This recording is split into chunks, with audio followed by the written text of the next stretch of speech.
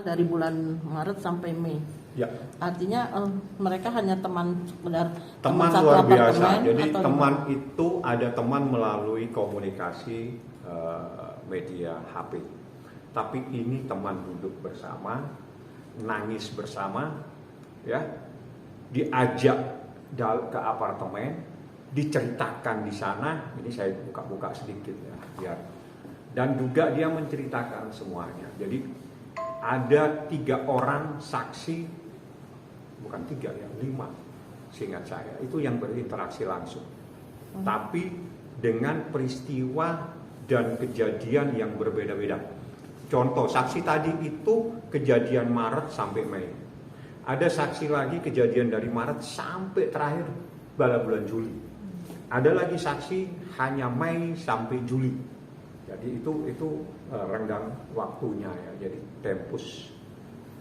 tempusnya itu ada di bulan-bulan itu.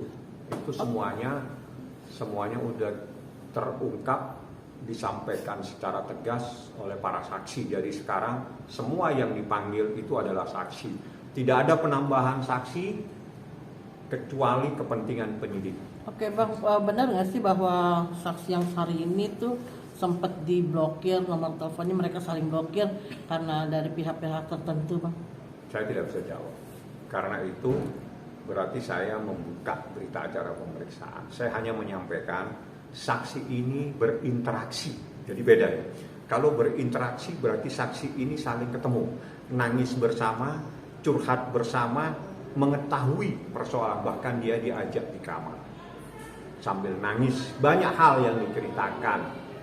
Nah, saya tidak boleh membuka semua, saya hanya spill sedikit-sedikit supaya juga saya tidak harus selalu menutupi informasi kepada rekan-rekan media. Tapi kalau secara keseluruhan saya mohon maaf, saya tidak bisa sampaikan. Saya katakan ini saksi bukan saksi melalui media, tapi saksi yang bertemu, saksi yang ditangisi, saksi yang dimintain tolong, saksi yang bersama-sama menangis bersama. Artinya kalau misalnya bulan-bulan berturut-turut itu berarti Lui dalam keadaan terpuruk karena menangis terus sama si saksi itu gitu ya Pak? Tidak juga seperti itu. Artinya menangis bersama itu di saat dia juga nangis, ini juga merasakan. Jadi kan kalau usia jauh, saksi ini usianya lebih dewasa, ya dia menganggap sebagai seorang kakak. Ini adiknya nangis, ya diterima, nangis bersama karena mungkin dia juga mengalami hal-hal yang hampir sama.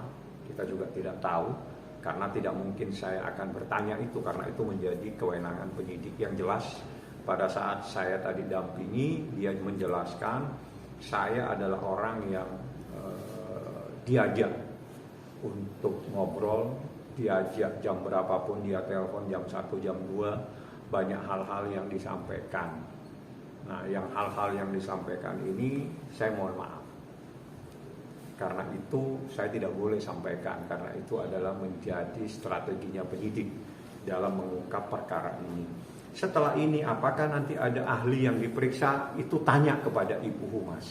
Karena apakah nanti memanggil saksi yang diajukan oleh termohon. Jadi kalau proses penyidikan, apa yang diinginkan oleh orang yang dilaporkan itu pasti diakomodir.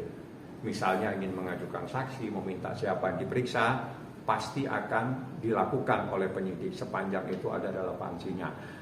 Apakah ada ahli, apakah ada saksi lain yang diajukan oleh pihak yang dilaporkan, saya tidak punya hak untuk menjawab karena saya tidak tahu. Tapi alangkah baiknya Anda bertanya kepada penyidik melalui Humas. Bang, kalau bulan Maret sama Mei, apa emang baru kenal baru setelah pulang dari UK Bang? Kan saya bilang bulan Maret sampai Berarti bulan Mei. baru ketemu pulang. Bang, melebar sedikit nih Bang. Banyak pengamat dan pakar hukum mengatakan bahwa Fadel bisa ditahan. Menanggapinya gimana? Kalau itu nggak perlu saya, nggak perlu pakar kalau itu. Ya. Itu baca aja di KUHP pasal 21, seingat saya ayat 4. Jadi nggak perlu ada penjelasan lagi. Di KUHP itu ada pasal, seingat saya, kalau saya salah mohon maaf karena saya nggak ngapalin pasal. Pasal 21 ayat 4 KUHP, hal-hal yang bisa ditahan.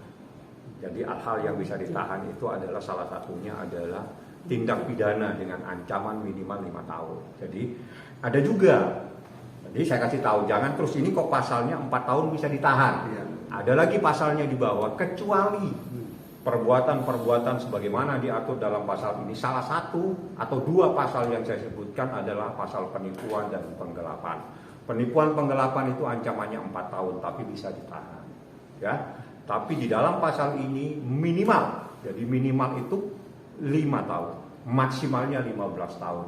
Saya tidak tahu ada aturan lagi di mana, saya tidak boleh sampaikan. Itu nanti dalam selang proses berjalan pasti akan saya sampaikan. Supaya teman-teman media, masyarakat juga mengikuti hukuman yang paling maksimal. Itu apa yang harus kita berikan terhadap orang yang diduga melakukan kejahatan terhadap anak di bawah umur. Ingat, kita semua punya anak, kita harus melindungi anak kita. Semua supaya ini menjadi pembelajaran, supaya hati-hati.